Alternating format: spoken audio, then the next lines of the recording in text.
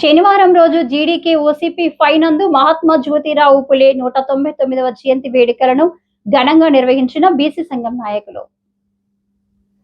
ఈ కార్యక్రమానికి అధ్యక్షత వహిస్తున్న వెల్ఫేర్ ఆఫీసర్ నాగరాజు, కార్యక్రమానికి ముఖ్య అతిథిగా విచ్చేసినట్టు ఓసీపీ 5 గని ప్రాజెక్ట్ ఆఫీసర్ రమేష్ బాబు, మరొక విశిష్ట ముఖ్య అతిథిగా విచ్చేసినటువంటి చిలుక Srinivas, agent GDK leavening Klein Mahatma Jyotirao Phule వారికి పూలమాలలు వేసి ఘనంగా నివాళులర్పించారు.